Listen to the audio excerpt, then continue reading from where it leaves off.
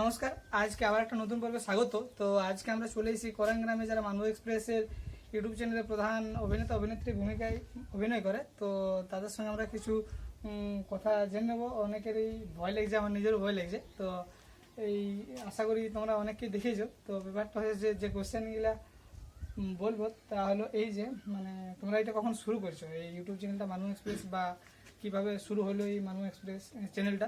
একটু জোরে বলার চেষ্টা করবে। আমাদের চ্যানেলটা খোলা হয়েছে 2020 সালে, কিন্তু আগের থেকে আমরা ছোট থেকে নাটক করতে এই স্কুলে আর এইসব ভিডিও করতে আর দেখতে আর ডিলিট ডিলিট করে দিতে, এরকম গানের সঙ্গে ছোট ছোট ফোন থাকতো না, একটা ফোনে গান বাজতো, একটা আর সবাই দৌড়ে দৌড়ে যেতে, এরকম কিছু হয়তো। আর কম্পিউটার ছিল একটা, ওইটা এসে দেখতি আর ডিলিট করে দিতে। সেই করে করে নাটক করতে স্কুলে। তো যাই হোক, এতদিন পরে সেই একটা চীনের ভিডিও হয়েছিল না,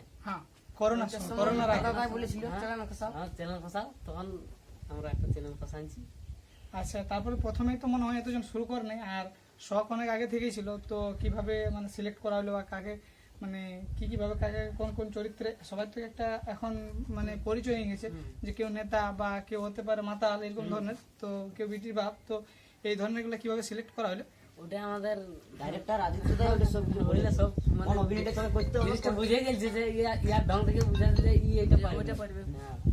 আচ্ছা, আর যে বিষয়গুলা ভিডিও যে বিষয়গুলা সেগুলা কিভাবে সিলেক্ট করা হয়, যে সাবজেক্ট গুলা চুজ করা হয় ভিডিও তৈরি করার জন্য? ওইলা সব আমাদের ওই করে সব। আচ্ছা, চ্যানেল ম্যানেজার। আচ্ছা, আর যে ওইটা তো বললি যে স্ক্রিপ্ট কোনো লেখা হয় না, খাতা কলমে লিখে নেওয়ার পর মুখস্থ করা? আচ্ছা, যখন প্রোগ্রাম করা হয় তখন আশা করি করা হয়, তাহলে প্রোগ্রামের সময় যে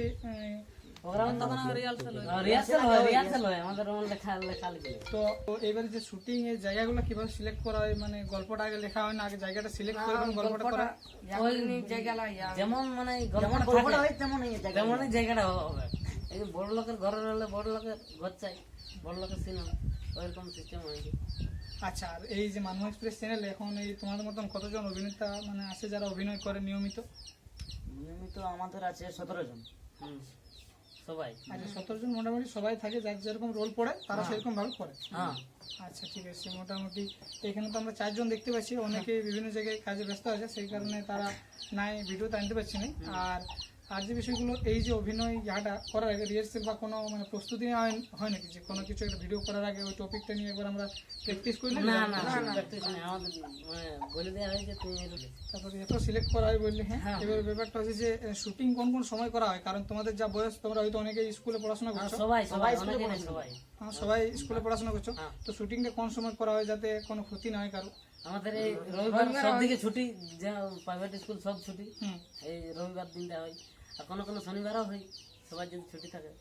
আচ্ছা, সবাই টাইমটা দেখে কোনে আর কি নির্ধারণ করা হয় সেটা। আচ্ছা, আর যিনি ডিরেক্টর বাবু তার বাড়ি এই গ্রামে? আচ্ছা আচ্ছা, আজকে সে ভিডিওতে নাই, বাইরে গেছে। আর কতজন তো ডিরেক্টর আছে, আর ক্যামেরার পিছনে কতজন থাকে মোটামুটি, যারা এডিটিং বা আরো যেসব কাজ আছে আদিত্য দাই সব কাজ করে, এডিটিং থেকে শুরু করে ভিডিও স্ক্রিপ্টিং থেকে শুরু করে সবকিছু, যত কিছু।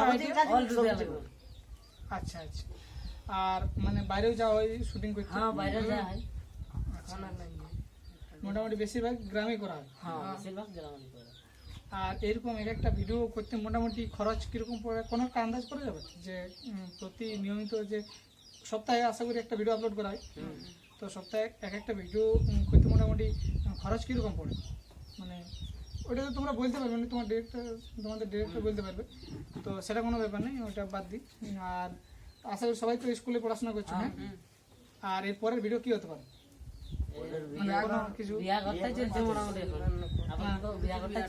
যতদিন আষাঢ় মাসে বিয়ে আছে